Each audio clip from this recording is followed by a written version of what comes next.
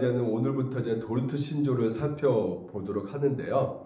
먼저 이 교리가 굉장히 우리 가운데 좀 딱딱하게 들어올 것 같아요. 그러니까 시간이 가면 더 이 교리가 좀 지겨울 수가 있을 것입니다. 목사님 어떻게 주일마다 이렇게 딱딱하고 좀 어려운 이 교리를 계속해서 주구장창 하고 있습니까? 좀 부드럽고 좀 우리가 쉽게 이해할 수 있는 그런 설교 좀 하신 게 낫지 않을까요? 라는 생각을 가진 분이 아마 이 지금 현재 방송을 듣고 있는 분 중에서 계실 것 같아요. 우리가 이 교리가요, 정말 중요합니다. 오늘 이 시대가 어떤 시대냐, 교리에 대해서 많이 들어보지 못하게끔 만드는 시대에 우리가 살아가고 있는 것 같아요. 그래서 여러분 먼저 이 도르트 신조를 들어가기 전에 우리가 왜 이것을 공부를 해야 되는지 그 교리에 대한 중요성을 여러분과 같이 함께 나눠봤으면 좋겠습니다. 그리고 다음 주에는 좀 역사 배경까지 하려고 했었는데 시간이 또 너무 오버될 것 같아가지고 다음 주부터 이제 도르트 신조 이 역사적 배경을 좀 이렇게 살펴보도록 하겠습니다. 먼저 이 교리에 왜 이게 이렇게 중요하느냐, 그 중요성 가운데 첫 번째는요, 인간이 무지하기 때문에 교리가 반드시 우리 가운데 필요하다는 것이에요. 보통 우리가 이 문제가 뭐냐면요, 아는 게 별로 없다는 게 문제입니다. 너무나 몰라요. 심각한 문제입니다. 모르기 때문에요. 그래서 일반적으로 당신이 믿는 게 무엇입니까? 물어보면 잘 거기에 대해서 대답을 못합니다. 예수 그리스도께서 당신에게 어떤 분이 되십니까? 이렇게 물어봐도 잘 대답을 못해요. 설명을 잘 못합니다. 그러니까 몰라서 그런 것보다도 이제 배운 적이 별로 없기 때문에 그런 것이죠. 그러니까 신앙생활을 그냥 뭐 성가대 열심히 뛰고 뭐 식당 봉사 열심히 하고 구제하고 예배드리면 이게 신앙생활 전부라고 생각을 하는 경우가 너무나 많잖아요. 그래서 오히려 이게 좀 답을 요구해가지고 좀 물어보게 되면 거기에 대한 대답은 그래 하나님이요? 우리에게 복 주신 분이시죠? 우리와 함께 계시고 우리에게 좋은 것을 주시는 분이시죠? 이렇게까지밖에 말을 못하는 경우가 많이 있잖아요. 근데 이런 것에 대해서 우리가 정확하게 알아야 될 것은 이것이 바로 신앙의 고백의 전부가 될 수가 없거든요. 전체가 될 수가 없는 것입니다. 왜냐하면 우리 앞에 인생에 놓여져 있는 것이 바로 이 고난이라는 것이 있거든요. 그러니까 이 고난 폭풍 앞에 인생은 하나님을 생각할 수밖에 없게 되는 것이에요. 그래서 하나님은 누구실까? 왜 어떤 성품을 갖고 계실까? 그러니까 신학이 생길 수밖에 없는 것이죠. 하나님에 대해서 궁금할 수밖에 없게 되는 것이 이 고난 앞에서는요. 그래서 예수 믿는데 왜 이런 일이 생기지? 예수님은 어떤 성품을 갖고 계실까? 어떤 성향을 갖고 계실까? 이렇게 생각이 들게 되는 것입니다. 그래서 어떤 문제가요, 오늘도 우리가 제대로 된 어떤 상황 속에서 이 사건을 해석하기 위해서는 그렇습니다. 어떤 성경적인 어떤 틀이 있어야 되는 것이죠. 그래야지 바르게 해석할 수 있지 않겠습니까? 그러니까 하나님에 대해서 우리가 바르게 알아가기 위해서는요, 이 성경이라는 것이 굉장히 우리에게 있어서는 가장 큰 역할을 할 수밖에 없는 것이에요. 이 성경이 바로 특별 계시가 있단 말이죠. 물론 여러분 특별 계시, 일반 계시 알고 계시죠? 일반 계시를 통해서도 우리가 하나님을 알 수가 있어요. 창조주 하나님을 알 수가 있습니다. 나이아가라 폭포 보고 이런 어떤 그랜드 캐니언 가보게 되면 그 정말 엄청난 자연 만물을 보게 되면 이건 진짜 누가 만들지 않고서는 이게 생길 수가 없겠구나라는 생각을 가질 수밖에 없게 되는 것이죠. 그래서 전에 제 아들이 지호가 갑자기 이제 집에 오더니 아빠 말이 맞았다고. 그래서 무슨 말이냐 물어봤더니 전남대학교 교수가 그런 말 했다는 것이에요. 많은 과학자들도 이 지구에 돌아가는 것들을 보게 되면 너무나 질서정연하게 어떤 법칙에 따라서 돌아가는 것을 알게 된단 말이죠. 그렇기 때문에 이게 0.001초차 오차 범위도 없이 이게 정확하게 돌아가는 것을 보게 되면 이 과학자들 거의 90%가요. 이건 뭔가 절대자가 있다. 이거 지혜자가 있다라고 생각을 한다고 그 교수가 말을 했다는 것입니다. 제가 했던 말이잖아요. 그러니까 아빠 말이 맞는 말 같다 이렇게 저한테 이렇게 말을 했었어요. 과학이라는 영역에 들어가면요, 우리가 이게 이 과학이라는 이 용어 가지고 우리가 쉽게 이 신비를 설명을 못해요. 하지만 이 과학이라는 것은 많이 알면 많이 할수록 더 많은 것이 있다는 것을 경험할 수밖에 없게 되거든요. 그렇죠. 이 세상을 더 많이 더 알아가게 되면 우리가 모르는 것들이 더 많이 있다는 것을 알기 때문에 정말 겸손해질 수밖에 없게 되는 것이거든요. 그래서 그 겸손한 마음으로 과학을 연구를 하는 것이고 탐구하게 되는 것인데, 오늘 이 과학이라는 언어로 설명할 수 없는 신비가 이 땅에서 너무나 많이 있는 것이죠. 예. 그래서 이 일반 계시로 이 자연만물을 통해서는 그렇죠, 하나님에 대해서 어느 정도 그 존재와 영역까지 보여줄 수 있지만, 구체적으로 하나님이 어떤 분이신가에 대해서는 이 특별 계시가 아니면 우리가 알 수가 없는 것이에요. 다시 말해서 구원하신 하나님, 우리의 이 죄와 어떤 실상, 이런 우리의 허물, 이런 것들이 있었기 때문에 예수 그리스도께서 이 땅 가운데 오셔서 우리를 구원시켜 주셨다. 그래서 우리가 놀라운 생명을 가지게 되었다. 이것에 대한 거에 대해서는 이 성경 아니고서는 우리가 전혀 알 수가 없게 되는 것이죠. 그러니까 자연을 많이 감상한다고 해서 신을 다 알 수가 있는 것이 아니란 말이죠. 그러니까 그만큼 뭐가 중요하다는 것이요? 이 성경이 너무나 중요하다는 것입니다. 우리가 전체적인 어떤 숲을 보셔야 되는 것이고, 이 산에서 이 전체적인 걸 보려면 이 만원경으로 보는데, 그 만원경으로 전체 성경 전체 숲을 볼 수 있는 도구가 바로 이 교리라는 것이에요. 그러니까 이 교리를 통해서 성경 전체를 우리가 한눈에 볼 수가 있게 되는 것이죠. 그러니까 예를 들어서 여러분, 만약 우리 자녀가요, 엄마 부모님 말씀 안 듣고 내가 성경 하나님 말씀만 다 듣겠습니다. 부모님 말씀 안 듣고 나는요 그냥 혼자서 예배드리고 성경책 펴놓고 읽고 기도하고 이렇게 저는 신앙생활 하겠습니다. 이렇게 말을 한다면 어떨까요? 가능할까요? 가능하지 않을까요? 바른 신앙생활을 할 수 있을까요? 없을까요? 성경인데요. 성경 갖고 읽는다는데요. 부모님 도움 없이 부모 말을 안 듣고 내가 성경만 보겠다는데, 성경은 그렇죠. 충분하죠. 완전합니다. 하지만 문제는 뭘까요? 성경은 완전하고 충분하지만 우리가 어때요? 충분합니까? 완전합니까? 우리가 충분하지 않단 말이죠. 그래서 성경을 해석을 정확하게 할 수가 없단 말이에요, 여러분. 그러니까 부모님만 말씀을 안 듣고 성경만 읽고 올바르게 신앙생활을 잘할 수가 있는가? 죄로 오염되었기 때문에 우리가 성경을 해석을 올바르게 할 수가 없어요. 그 때문에 성경이 부족하기 때문에 그런 것이 아니라, 성경은 완전하지만 우리 인간이 연약하기 때문에, 무지하기 때문에 성경을 올바르게 터득할 가능성이 별로 없다는 것이에요. 그래서 타락한 인간은 쉽게 오류에 빠질 수밖에 없게 되는 것이죠.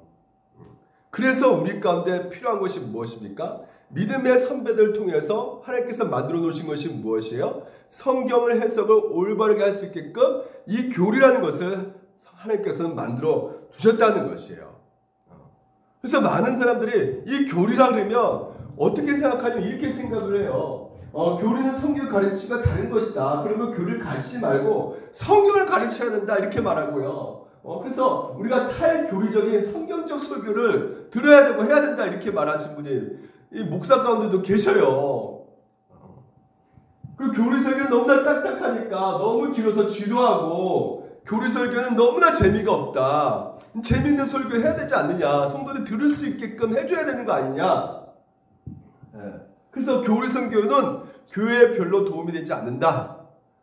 왜 이렇게 말을 할까요? 정확하게 무지하기 때문에 이렇게 말을 하는 것이란 말이죠. 성경만으로는 충분해요. 하지만 문제는 뭐냐? 우리가 연약하기 때문에, 무지하기 때문에 진리의 말씀을 오해하고 잘못 이해할 수가 있단 말이에요. 그래서 성경의 진리를, 그렇죠, 믿음의 선조들이요, 정확하게 명확하게 알 수 있게끔 이 교리, 다시 말해서 참고서를 만들었단 말이에요. 그래서 이 참고서, 이 교리를 통해서 나 혼자 성경을 읽는 것이 아니라 이 참고서를 통해서 믿음의 선배들이 성경을 읽고 연구하고 거기에 대해서 깨닫는 그 진리를 저 믿음의 선배들과 더불어서 같이 함께 배워가는 것입니다. 그러니까 마치 부모의 도움을 받듯이 우리의 부족함을 인식하고 믿음의 선배의 지혜를 경청하는 것이란 말이죠. 아유, 성령님께서 깨닫게 해주시면 되는 것이지 뭐 믿음의 선배들 이 교리가 필요합니까? 이렇게 생각할 수 있겠지만요. 여러분, 성령님도 여러분 나만의 성령님이 아니란 말이에요. 우리의 성령이란 말이죠. 교회의 성령님이란 말이에요. 그렇지 않습니까? 교회의 영이시란 말이죠. 그래서 성령님 나랑만 함께 하시는 것이 아니라 우리 믿음의 선배들도 함께 하셨단 말이에요. 그들에게 주시는 그 하나님의 지혜로 말미암아 교리를 작성했단 말이에요. 도르트 신조, 웨스트민스터 신앙고백서, 하이델베르크, 벨즈 신앙고백서 이런 것들을 작성하게 만들어서 우리에게 유산으로 남겨두셨단 말이죠. 우리의 무지와 우리의 욕망 때문에 성경을 제대로 해석할 수 없는 그런 상황 속에서 우리가 쉽게 이단에 빠질 수밖에 없는 그런 연약함을 갖고 있기 때문에 하나님께서는 우리에게 그런 교리를 두게 하셔서 공부할 수 있게끔, 그리고 그 교리를 볼 수 있게끔 하고 계시는 것이죠. 그러니까 여러분, 이 교리가요 다른 사람이 썼다 생각하시면 안 됩니다. 아브라함 다 천국이죠. 내가 가는 천국에 누구도 가 있는 거예요? 아브라함도 가 있고 모세도 가 있고 바울도 가 있고 칼빈 선생도 가 있단 말이에요. 우리가 엄한 데 가는 게 아닙니다. 똑같은 데 간단 말이죠. 우리가 사도신경을 통해서 하나님을 아버지라 부르잖아요. 그렇지 않습니까? 우리가 하나님을 아버지라 부르고 있는 이 상황 속에서 내 믿음의 선조들도 똑같이 뭐예요? 하나님을 아버지라 부르고 있단 말이에요. 그 아버지가 어떤 분입니까? 삼위일체 하나님이시란 말이죠. 성부, 성자, 성령 하나님이시란 말이에요. 이신칭이 믿음으로 의롭게 여김 받는 이 이신칭 교리를 오늘도 우리에게 알려준 하나님이시란 말이죠. 그러니까 그 동일한 하나님이 오늘도 어떤 분이시라는 것을 동일하게 우리가 같이 함께 아는 거란 말이에요. 다른 하나님이 아니란 말이죠. 예를 들어서 말씀드립니다. 우리 박상현 성도님이 일을 잘하잖아요. 근데 박상현 성도님 너무 아파서 일을 못하고 있었어요. 근데 애원이는 아버지가 맨날 집에 있으니까 우리 아버지는 일을 잘 못하는 아빠야. 일을 못하신 분이니까 왜 집에 항상 있는 것만 보니까요. 근데 애솔이는 아니야, 우리 아빠 일 잘하신 분이야.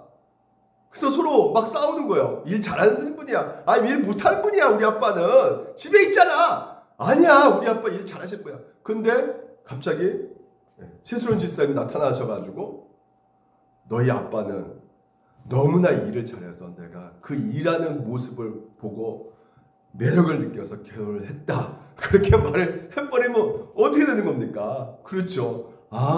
우리 아버지가 우리 아빠가 일을 잘하신 분이었구나. 그래서 어떻게 합니까? 그 아버지가 일을 잘하시는 그 아빠 너무나 멋있고 정말 존경스럽다. 이런 생각을 갖게 되지 않겠습니까?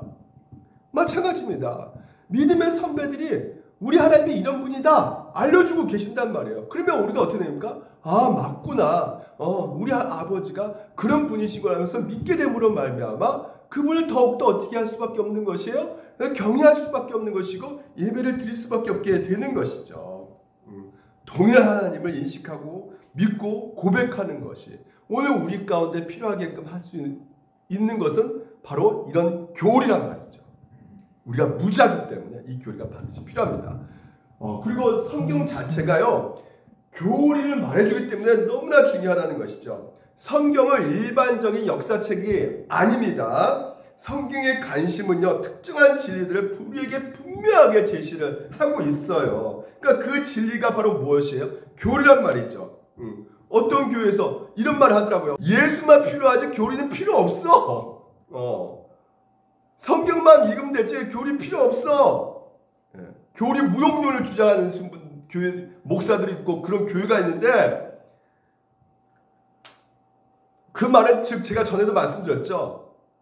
나 우유를 좋아하는데 밀크 필요 없어, 이렇게 말한 건 똑같은 거라고. 언어만 다르단 말이에요. 교리가 바로 뭐예요? 예수님이에요. 성경의 핵심을 요약해서 지박한 것이 바로 교리 아니겠습니까? 말씀을 체계하는 것이란 말이죠. 이 교리가요. 네? 그러니까 성경의 핵심을 요약해 놓은 것이 바로 이 교리. 그러니까 우리가 보통 이 참고서를 보게 되면 핵심 체크가 있잖아요. 가장 중요한 부분, 그 핵심 체크. 그것만 보고도 시험을 이렇게 잘 본 사람도 있더라고요. 그러니까 이 말씀을 체계한 이 교리가요, 결국 뭘 말해주겠습니까? 예수 그리스도를 말해줄 수밖에 없게 된단 말이죠. 그러니까 이 교리는 진리의 말씀, 그렇죠? 진리의 그 이치를 체계화시키고 있단 말이죠. 이 교리가요. 그러니까 성경을 보면 진리들이 막 나오잖아요. 진리들이, 교회는 무엇인가, 예수님은 누구신가, 하나님은 누구신가, 성령이 누구신가, 이런 진리들이 계속 성경에 보면 나오는 그 진리를 어떻게 해요? 그 이치를 체계화시켜 놓는 것이 바로 이 교리라는 것이에요. 그러니까 당연히 뭐가 등장할 수밖에 없습니까? 예수 그리스도가 등장할 수밖에 없는 것이에요. 그러니까 만약에 교리를 공부하는데 예수 그리스도가 등장하지 않는다, 그것이 바로 뭡니까? 가짜란 말이죠. 그리고 이상한 예수님이 등장한다, 갑자기 정명석이 등장한다, 이만희가 등장한다, 그럼 뭐야? 그때부터 그것도 가짜란 말이에요. 잘못된 이단 교리란 말이죠.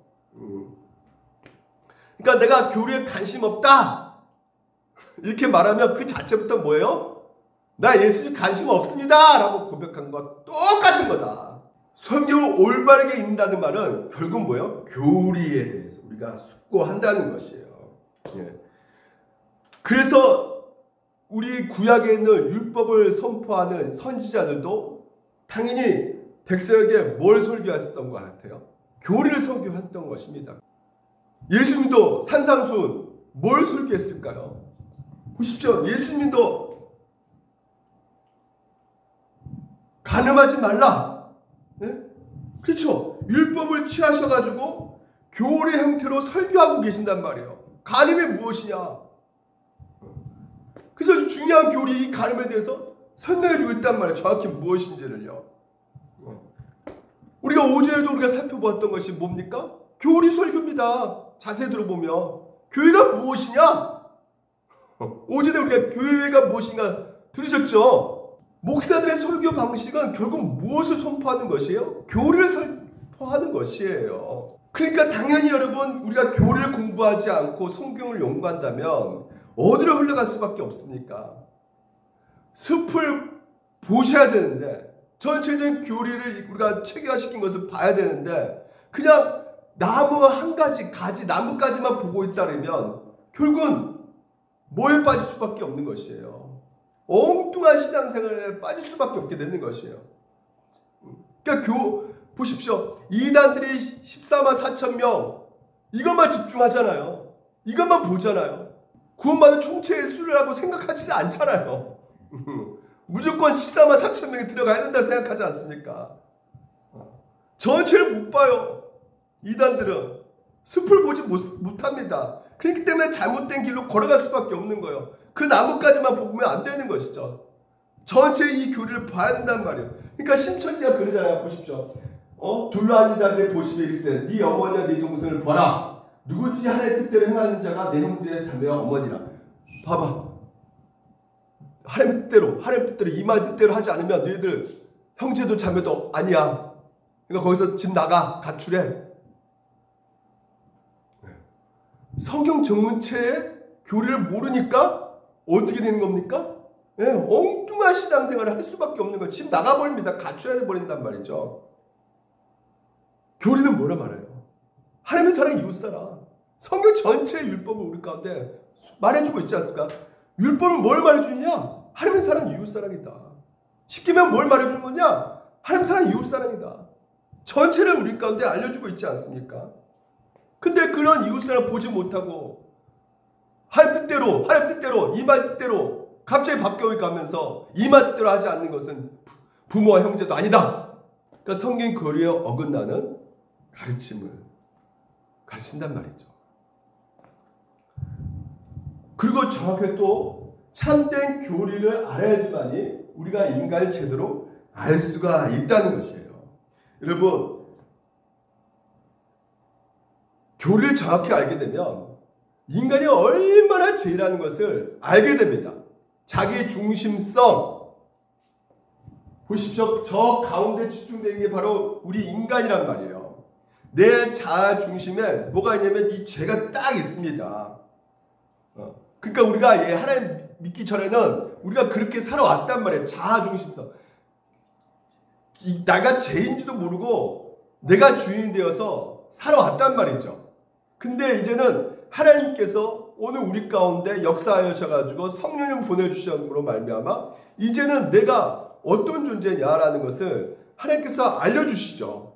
어떤 정체성이었습니까? 죄인이었는데 하나님의 그 은혜로 우리가 의인이 되었다는 것이에요.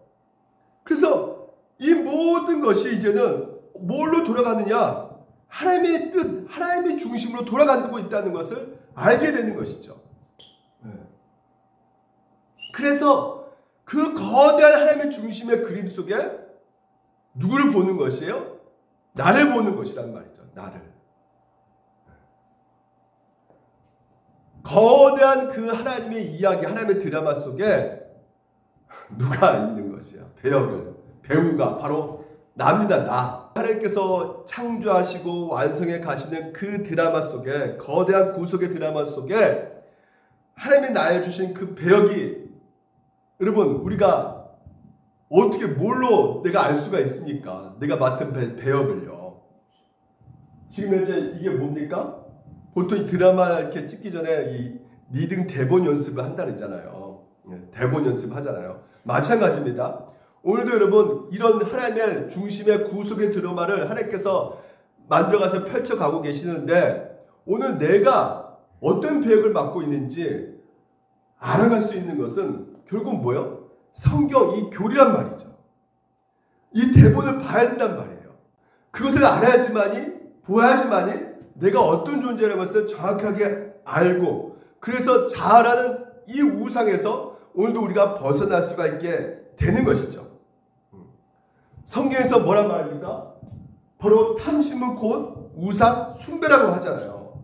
거기에 하나님의 진노가 있다지 않습니까? 인간의 죄라는 것은 결국 그 탐심 가운데 끊임없이 우상을 만들어가고 있단 말이에요. 우상 공장을 만들고 가고 있다지 않습니까? 그래서 지난 우리가 수요일 날도 우리 안에 우상 공장이, 그 우상을 하나 만들게 인정의 그 우상을 만들고 있다지 않았습니까?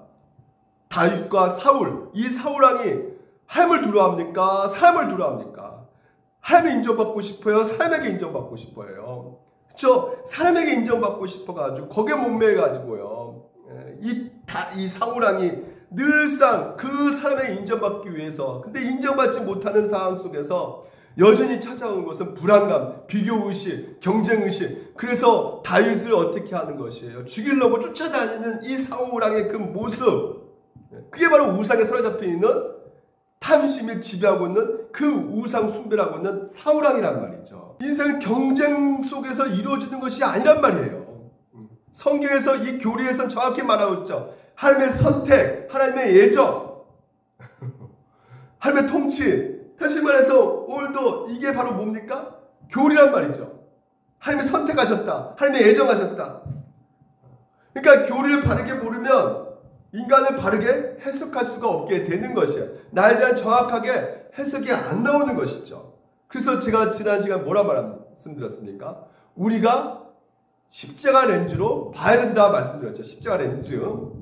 이걸 보지 않으면 우리가 비교할 수밖에 없고 경쟁 상황 속에서 우리는 진짜 혼란스러울 수밖에 없는 것이에요. 마음이 요동칠 수밖에 없는 것이에요. 염려할 수밖에 없는 것입니다. 하지만 우리가 보는 시각이 내가 선택받았구나, 하나님의 자녀구나, 이미 하나님께서 나를 받아주시고 나를 인정해 주셨구나 하는 것을 보게 되는 것이죠. 그래서 결국은 우리 안에 렌즈가 십자가 렌즈로 바뀌어지는, 그 십자가 렌즈가 뭐라 그랬습니까? 바로 하나님이 십자가에 죽을 수밖에 없을 만큼 얼마나 우리의 인간의 나란 인간이 죄가 가득 찬 존재라는 것을 알게 해주는 렌즈란 말이죠. 그리고 또 뭡니까? 하나밖에 없는 아들을 십자가에 죽이시면서까지 나를 구원시켜 주시는 놀라운 사랑, 나를 받아주시고 용납해 주신 그 사랑, 그 렌즈로 오늘도 우리 자신을 볼 수 있게끔 하고 있는 것이 이게 바로 교리라는 것이에요. 그래서 교리가 너무나 중요한 것이죠. 왜 우리가 교리가 중요하느냐? 바로 이 거짓 선지자들이 있기 때문에 그렇단 말이에요. 교회에서 전하는 메시지가요, 결국은 다 자기 중심성을 가지고 있는 쟤네들의 그 본래적인 어떤 DNA를 부합시키는 그런 메시지를 하게 된다면 그 설교는 결국 어떤 설교가 될까요? 자기 개발에 가까운 설교가 될 수밖에 없는 것이죠. 여러분, 자기 개발 유튜브 보면 얼마나 많이 나와 있습니까? 자기 개발 제일 잘하는 목사가 누구냐면 조엘 오스틴, 긍정의 힘. 여러분, 이분은 목사가 아닙니다. 이단입니다. 정확하게 아셔야 돼요. 기독교가 아닌 것이죠. 성경에서 벗어난 얘기를 전부 제대하고 있는 사람이 바로 이 조엘 오스틴이란 말이죠. 근데 사람들이 이 책이 제일 많이 팔리고 제일 열광하고 있단 말이죠. 왜 그렇게 사람들이 열광합니까? 인간의 욕심을 부추기니까. 최근에 거의 뉴스에 나오는 사건 하나가 바로 지금 이제 마약 사건. 영화배우 한 분이 마약을 하는 그 상황 속에서 제가 이 배우가 꽃뱀과 연륜이 됐더라고 제가 아내에게 말했어요. 이게 꽃뱀과 연륜됐다. 그러니까 이렇게 마약을 이렇게 하게 된 것이다. 그랬더니 제 아내가 그 배우의 마음에 이미 꽃뱀을 마음에 두고 있었기 때문에 그 꽃뱀이 넘어가서 마약을 한 것이다 라는 것이죠. 저는 꽃뱀이 유혹해서 넘어가는 건 아니라 이미 마음에 두었기 때문에 그렇다는 것이에요. 제가 이 말을 듣고 나서 이게 정말 너무나 정확하게 오늘 이 거짓 선지자의 그 예시를 좀 잘할 수 있겠구나 이렇게 생각이 들어서 말씀드립니다. 정확합니다. 여러분, 우리 안에 뭐가 있습니까? 탐심이 있단 말이에요. 자족한 마음이 없단 말이죠. 그러니까 예수 그리스도 한 분으로 족하지 않단 말이에요. 그래서 어떻게 합니까? 이 탐심을 자극시키고 부추기는 세력이 있단 말이에요. 그게 누굴까요? 바로 이 꽃뱀, 거짓 선지자들란 말이에요. 그래서 꽃뱀이 마약을 먹어보라니까 괜찮으니까 너 기분 좋게 흥분하게 하니까 거짓 선지자들이 거짓 교리를 한번 봐라. 이거 들어봐라. 이것만큼 달콤한 게 어디 있느냐. 먹어봐라. 이 거짓 교리를 한번. 이렇게 우리를 미혹하고 있단 말이죠. 여러분, 거짓 선지자도 있단 말이에요. 여러분, 우리가 막연하게 그냥 목사 왜 저 핏대를 올리면서 저렇게 얘기할까 하지만 예수님도 지금 계신다면 우리들 가운데 핏대를 올리면서 강력하게 얘기를 하실 것입니다. 왜? 마태복음과 성경 곳곳에 말하고 있어요. 보십시오. 거짓 선지자들을 삼가라. 양의 옷을 입고 너에게 나오나 속에는 노략질하는 일이라는 것이에요. 그래서 이와 같이 좋은 나무마다 야한 열매를 맺고 못된 나무가 나쁜 열매를 맺나니, 그래서 나의 안에 만족함이 없는 거예요. 예수 한 분으로 만족함이 없는 거예요. 그러니까 이 거짓 선지자의 꽃뱀이 마약을 던져주는 겁니다. 이거 먹어보라고. 올리강론 이거 한번 들어보라고. 신천지 신탄 한번 들어보라고. 그 여호와증의 파수꾼 한번 들어보라고. 이거 먹어보면 니들 도파민이 막 올라가가지고 흥분돼가지고 너희들 기분 좋아질 거야. 근데 뭐가 나타난다고요? 결론적으로 나쁜 열매, 파탄하는 겁니다. 파탄이에요, 파탄.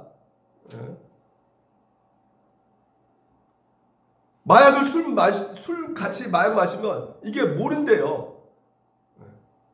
그래서 검사하면 10일 지나도 이렇게 이 마약이 이렇게 검출이 안 된다고 합니다. 10일 지나면요. 그러니까 소변 검사도 분명치가 않는 것이죠. 그러니까 그 다음에 무슨 검사를 할까요? 모발 검사를 한단 말이에요. 어디서? 뭐 아무 데서 모발 검사하지 않습니다. 국과수 정밀 검사 들어간단 말이에요. 이 정밀 검사 들어간다는 것이죠. 이 정밀 검사가 뭘까요? 바로 교리란 말입니다. 교리만 딱 보게 되면 그냥 그 자리에서 금방 알 수밖에 없는 것이에요. 그냥 답이 나오는 것입니다. 교리만 딱 들이대면 전땡땡 목사 교리만 딱 들이대면 그냥 답이 나오는 것이에요. 자기가 하나님이라고 자기가 성령님이라고 교리만 딱 들이대면 아 이거 가짜구나 하는 건 금방 알 수 있단 말이죠. 정치 얘기하고 설교를 그렇게 할 수 있는 것인가? 교회에서 교회론 이 교회 교리를 딱 들이대면 오늘 같은 교회 교리를 딱 들이대면 딱 답이 나온단 말이에요. 전땡땡 목사 설교 안 들으면 다 빨갱이다. 벌써부터 교회론을 안 맞잖아요. 답이 나오는 거예요. 교리 정밀 검사 딱 들어가 보면요. 그래서 하나님께서는 오늘 우리 가운데 꽃뱀들의 이 거짓 선지자들이 역사적으로 계속 나타나가지고 이 인간을 미혹하고 변질시켜가고 그 거짓된 가르침을로 말미암아 넘어가고 있기 때문에 믿음의 선배들을 통해서 이 교리를 만들어 놓으셨단 말이에요. 그래서 하이데베르크 벨지 신앙고에서 웨스트민스터 신앙 고백서를 가르치는 것입니다. 이단들이 이런 교리를 가르칠까요? 안 가르칠까요? 절대 안 가르칩니다. 그래서 종교개혁자 칼빈은요, 이 전통 교리에 대해서 이렇게 말한단 말이에요. 전통 신앙 고백서는 애초부터 그리스도인들 가운데 준수되어 왔고 교회가 완전히 부패했을 경우를 제하고는 결코 포기된 적이 없는 전통적인 것이다 라는 것이 늘상 준수되었던 고백서란 말입니다. 따라서 참된 성도들은 중요합니다. 반드시 자기가 믿고 있는 바 이 신앙 신조, 이 신앙 고백서들을 바르게 알고 고백할 수 있어야 된다는 것이에요. 이 신앙 고백서를 여러분이 듣고 그리고 고백해야 된다는 것입니다. 난 이것을 믿습니다라고 고백해야 된다는 것이에요. 그 이유는 신앙 고백을 배움으로써 우리 자신이 성경을 통해 믿고 있는 바에 대한 진리를 확신하게 되며 그리하여 어떤 시대에도 비진리에 대한 분별과 함께 이게 중요합니다. 비진리가 가짜들이 얼마나 많이 있는지 오늘 우리가 분별해야 된단 말이에요. 분별력 싸움이란 말입니다. 분별력 싸움. 이 시대는요. 그래서 함께 자신이 믿고 있는 신앙의 내용을 분명하고도 정확하게 알고 신앙해야 된다는 점이다 라는 것입니다. 결론 맺겠습니다. 도리토 신조 왜 공부를 하느냐? 다른 거 아니에요. 잘못된 이 거짓 선지자들의 가르침들이 너무나 파다하게 있기 때문에 분명한 것을 우리가 알아야 된다는 거예요. 참된 것을 알아야 된다는 말이죠.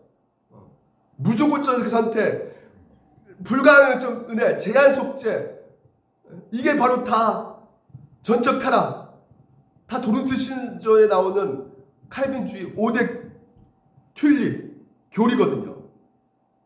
이것을 통해서 우리가 배워가면서 정확하게 이것을 대적하는 잘못된 가르침들이 있기에 오늘도 우리가 이것을 살펴봐야 되는 것입니다.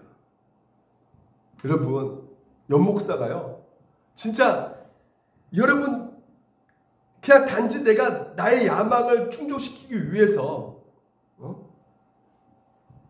진짜 뭔가 내 야망이 뭐겠습니까? 교인수 더 늘어나고 건물 더 크게 짓고 그게 내 목회 야망의 초점이 된다면 여러분에게 뭔 설교를 하겠습니까? 다른 설교 안 할 거예요. 저는요. 헌금 설교 어떤 부흥 강사 불러와가지고 냈다 율법주의 설교를 할 수밖에 없을 거예요. 그 야망 가운데 두게 된다면요. 여러분. 근데 여러분 만약에 그렇게 한다면 어떻게 될까요? 하나님께서 뭐라 말씀하실까요? 에스겔서에게 말합니다. 여호와의 말씀이 내게 임하기를 인자야 너는 이스라엘 목자들에게 예언하라. 그들 곧 목자들에게 예언하여 이르기를 목사들에게 말하기를 주 여호와께서 이같이 말씀하시되 자기만 먹는 이스라엘 목자들은 자기 배 채우기 위해서 자기 야망을 이루기 위해서 하는 그 목사들은 화 있을진저 목자들이 양떼를 먹이는 것이 마땅하지 아니하냐. 너희가 살찐 양을 잡아 그 기름을 먹으며 그 털을 입되 양떼는 먹이지 아니하고 있다. 너희가 그 연약한 자를 강하게 아니하며 병든 자를 고치지 아니하며 상한 자를 싸매주지 아니하며 말씀을 통해서 끊임없이 그들에게 양식을 공급해 줘야 될 텐데 그렇지 않고 어떻게 해야 된다는 거예요? 오전에 목자가 없으므로 그것들이 흩어져서 뭔 밥이 된다고요? 들지 8일부터 우리가 말씀 사경합니다. 제 최영주 목사님에게 한 번도 어떤 말씀 부탁한 적이 없어요. 그분이 뭐 여러분 가운데 율법적인 설교를 하십니까? 제가 만약에 우리 교회 진짜 교회 건물 좀 크게 짓고 뭔가 좀 이렇게 뭔가 일을 하기 때문에 좀 그런 설교 좀 부탁드립니다 하면 아마 최용진 목사님 그런 설교 안 하실 것입니다. 왜요? 하나님이 계시기 때문에. 만약에 여러분 하나님이 안 계신다면 그런 소리 막 하면서 나 할 수 있겠죠. 근데 하나님이 보고 계신단 말이에요. 어느 정도 보고 계시냐면 보십시오. 주 여호와 말씀에 내가 나의 삶을 두고 맹세한다는 것이에요. 다시 말해서 하나님의 말씀을 대적하는 그런 말을 자기 생각과 자기 야망을 위해서 말하는 그 인간의 그 말에 하나님께서는 가만히 두지 않겠다는 것이에요. 어느 정도요? 내가 나의 삶을 던져버리겠다는 것입니다. 얼마나 끔찍하고 무서운 말씀이겠습니까? 가만히 두지 않겠다는 거예요. 그러니까 여러분 제가 어떻게 적당히 할 수 있습니까? 어떻게 대충 그냥 오늘 힘드니까 그냥 대충 넘어가자. 어떻게 그렇게 설교를 할 수 있겠어요? 하나님께서 자기 몸을 던지신다니까요. 양식을 먹이지 않는 사람 목사들을요. 그러면 너희 목자들아 여호와의 말씀을 들을지어다. 주 여호와께서 이같이 말씀하시되 내가 목자들을 대적하여 내 양떼를 그들의 손에서 찾으리니 대적한다고 표현까지 씁니다. 너희들 내가 가만히 두지 않을 거야. 나 대적할 거야 너희들을. 이렇게까지 말씀하고 계신단 말이에요. 그렇기 때문에 여러분 도르트 신조 어떻게 안전할 수가 있겠습니까? 하나님 이걸 전하라고 말씀하고 계시는데 가장 중요한 이 교리를 전하라고 말씀하고 계시는데 안전하면 하나님한테 던지신데 자기 몸을요. 나를 대적하는데. 그래서 여러분 비록 이 교리가 딱딱할지라도 이것을 여러분 제대로 배우시면서 그래서 정확하게 내가 무엇을 알고 있고 무엇을 믿고 있고 그리고 또한 이 거짓 선지자가 판치고 있는 이 시대 가운데 정확하게 분별해가지고 속지 않는 우리 물된 동산교회 성도가 되시기를 주님 이름으로 축원드립니다. 기도하겠습니다.